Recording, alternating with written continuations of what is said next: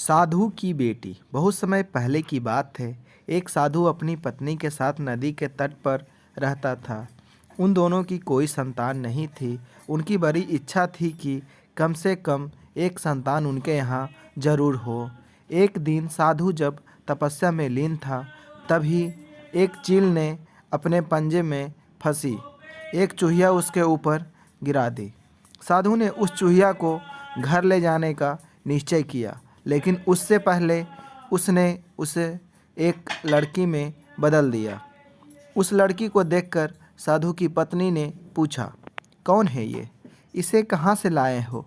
साधु ने पत्नी को पूरी बात बताई। उसकी पत्नी बहुत प्रसन्न हुई और वह बोली, तुमने इसे जीवन दिया है, इसीलिए तुम ही इसके पिता हुए। इस तरह मैं भी इसकी माँ हुई। हमारे यहाँ कोई संतान नहीं थी, इसीलिए भगवान ने इसे हमारे पास भेजा है। जल्द ही वह बच्ची एक सुंदर युवती बन गई। जब वह 16 साल की हुई तो साधु और उसकी पत्नी ने उसका विवाह कराने का निश्चय किया। साधु ने सूर्य देवता का आवाहन किया। जब सूर्य देवता उसके सामने आए तो साधु ने उनसे उसकी बेटी से विवाह करने का अनुरोध किया।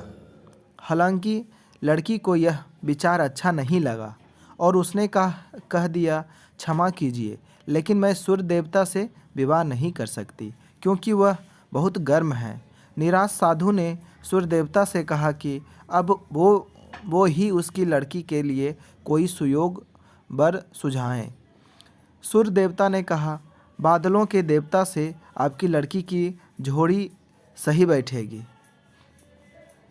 क्योंकि वो ही धूप की गर्मी से उसकी रक्षा कर सकते हैं। साधु ने अब बादल देवता से उसकी लड़की से विवाह करने का अनुरोध किया।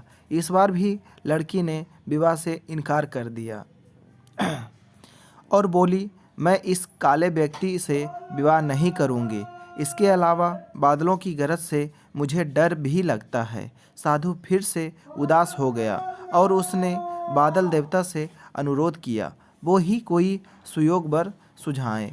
बादल देवता ने कहा, पवन देवता के साथ इसकी जोड़ी अच्छी रहेगी, क्योंकि वो आसानी से मुझे उड़ा सकते हैं। साधु ने अब पवन देवता से विवाह का अनुरोध किया। इस बार भी लड़की ने विवाह से इनकार कर दिया और बोली, मैं ऐसे अस्थिर व्यक्ति से विवाह नहीं कर सकती जो हर समय यहाँ वहाँ उड़ता रहता हो। साधु को बहुत दुख हुआ और वह काफ़ी परेशान भी हो गए। साधु ने पवन देवता से ही कोई सुयोग वर सुझाने को कहा। पवन देव ने जवाब दिया, पर्वतों के राजा बहुत मजबूत और स्थिर हैं। वो बहती हुई हवा को भी आसानी से रोक सकते हैं। उनसे आपकी लड़की की जोड़ी सही बैठेगी। साधु अब पर्वत राजा के पास गया और उससे उसकी लड़की के साथ विवाह करने का अनुरोध किया। हालांकि इस बार भी लड़की ने विवाह करने से इनकार कर दिया और कहा, मैं ऐसे व्यक्ति से विवाह नहीं कर सकती जो इतना कठोर और ठंडा हो। लड़की ने साधु से किसी नर्म वर को खोजने को कहा। साधु ने पर्वत राजा से सलाह मांगी। पर्वत राजा ने जवाब दिया, किसी चूहे के साथ ही आपकी लड़की की जोड़ी अच्छी रहेगी, क्योंकि वह नर्म भी है और आसानी से किसी पर्वत में भी बिल बना सकता है।